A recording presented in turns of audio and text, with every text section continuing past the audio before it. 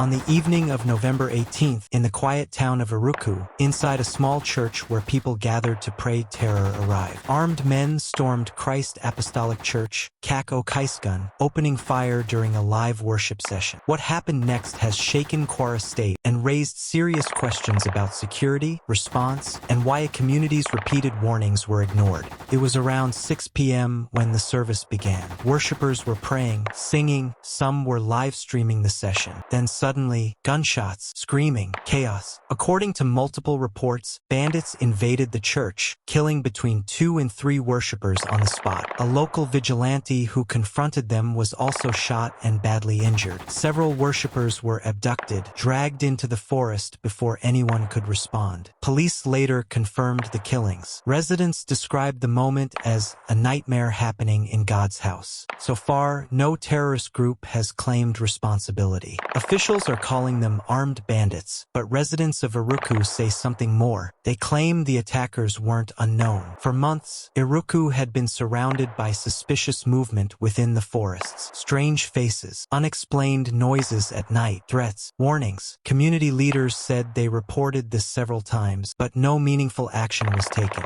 This wasn't a random attack. This was a failure of response. Iruku is a peaceful, farming community in Ekiti local government area, Kware State. People there live simple lives, farming, trading, worshipping. But over the last year, the town has increasingly become a target for criminal gangs crossing through the forests bordering Kogi and Niger. Residents say they felt abandoned, that what happened in their church was a disaster waiting to happen. And now, the fear in the community is deep. Churches are on edge. Families are grieving. People are wondering, how did this happen again? After the attack, the Kware State Police Command confirmed the incident. They deployed officers into the area and promised a full investigation. But for many Nigerians, this is not enough. People are asking, why were warnings ignored? Why did bandits operate freely at 6 p.m.? How were they able to abduct worshippers and escape? And how many communities will face the same fate? Security analysts warn that rural churches and villages across the Middle Belt remain vulnerable, with criminals taking advantage of weak police presence and huge forest cover.